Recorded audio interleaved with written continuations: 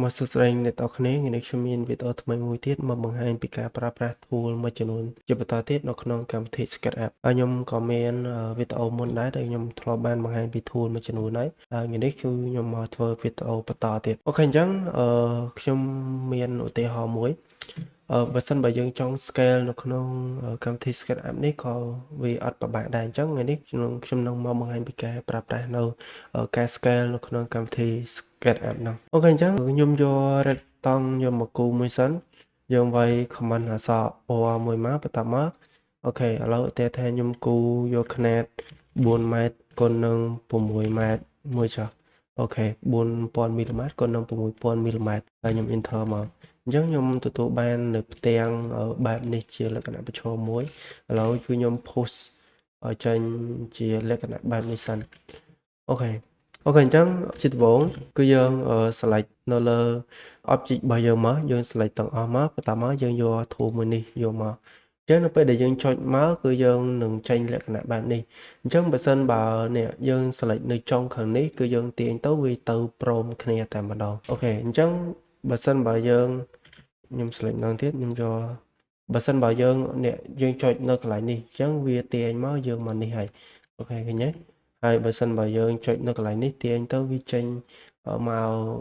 មកខាងនេះអញ្ចឹងណា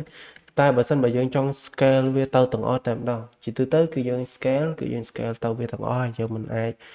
scale មួយខាងទៅបានទេអញ្ចឹងខ្ញុំ select ហើយខ្ញុំចុច scale គឺយើងយកអានេះអញ្ចឹងជ្រុងនេះគឺមានន័យថាយើង scale ពីជ្រុងនេះមកជ្រុងនេះអញ្ចឹងលក្ខណៈដល់ពេលហ្នឹងគឺយើង scale ទាំងអស់តែម្ដងអញ្ចឹងយើងចុចមកឥឡូវបើសិនបើយើងចង់វាគុណវានឹង2អញ្ចឹងយើងវាយតែលេខ2មួយមកហើយយើង enter មកវាបានហើយអញ្ចឹងដើម្បីថាដឹងថាវា scale ទៅត្រូវខុសអញ្ចឹងយើងយក dimension យកមកបោះមកអញ្ចឹង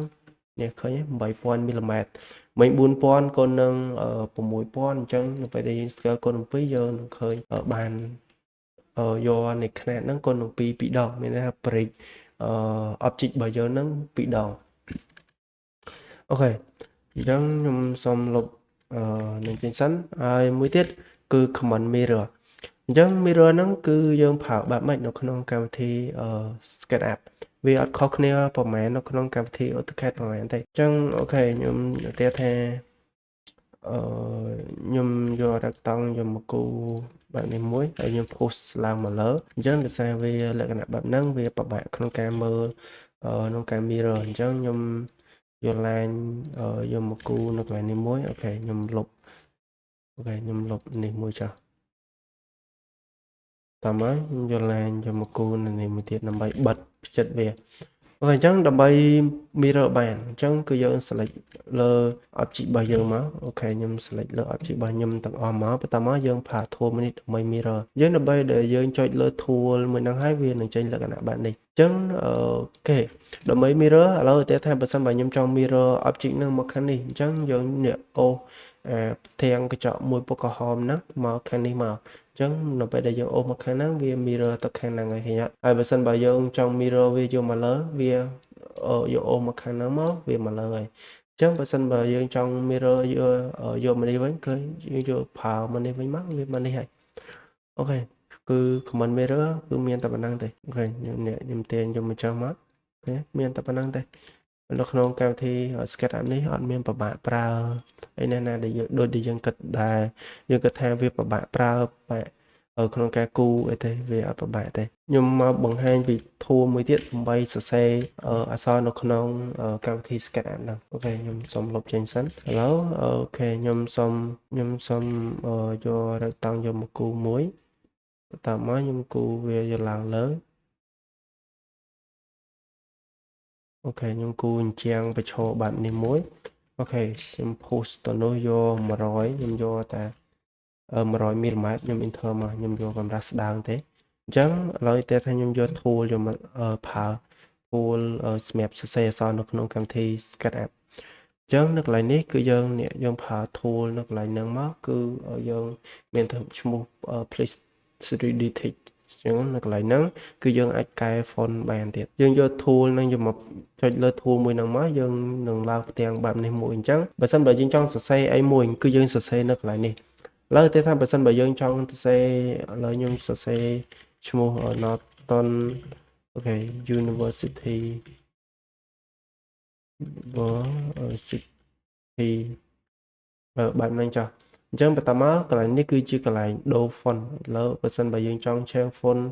ដែលនៅក្នុងនេះគឺវាមាន font ជាច្រើនដែលដូចគ្នាទៅfont ដែលយើង install ចូលនៅក្នុងកុំព្យូទ័រហ្នឹងវាមាននៅក្នុងនេះដែរ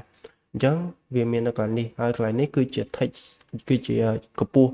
នៃអក្សរហ្នឹងបើសិនបើយើងចង់បានអក្សរហ្នឹងខ្ពស់អីអញ្ចឹងទៅគឺយើងតម្លើងអានេះដល់500អញ្ចឹងទៅវាបានអក្សរហ្នឹងរាងធំហើយអូខេបន្តមកគឺយើងចុច place នេះមកយើងនៅពេលដែលយើងចុចនេះមកវានឹងបានអ្នកអក្សរមួយរត់ទៅតាម mouse មូរបស់យើងហ្នឹងអញ្ចឹងយើងចុចនៅលើផ្ទាំងហ្នឹងមួយវានឹងជាប់នៅលើផ្ទាំងហ្នឹងហើយបើសិនបើយើងចង់មូតាណាទៀតគឺយើងអាចមូបានហើយយើងអាចប្រើធូលមួយនេះអាចដើម្បីបង្វិលនៃអក្សររបស់យើងបានទៀតអញ្ចឹងណានេះយើងចង់បង្វិលតាណាក៏បានដែរអញ្ចឹងធូលមួយនេះគឺជាអក្សរគឺជា tool ដែលយើងប្រើសម្រាប់បង្វិលវាខ្ញុំ select ទាំងអស់ខ្ញុំប្រើ tool នេះខ្ញុំយកមកបង្វិលវាឃើញទេអូខេខ្ញុំអាចបង្វិលវាបានអូយវីដេអូខ្លីរបស់ខ្ញុំមានតែប៉ុណ្ណេះទេជួបគ្នាជាមួយខ្ញុំនៅវីដេអូក្រោយជាបន្តទៀតពីកម្មវិធី SketchUp ឬមួយក៏កម្មវិធី AutoCAD ចែករំលែកពី tip ខ្លីៗក្នុងការគូរប្លង់ឯកទេសជាមួយខ្ញុំទាំងអស់គ្នា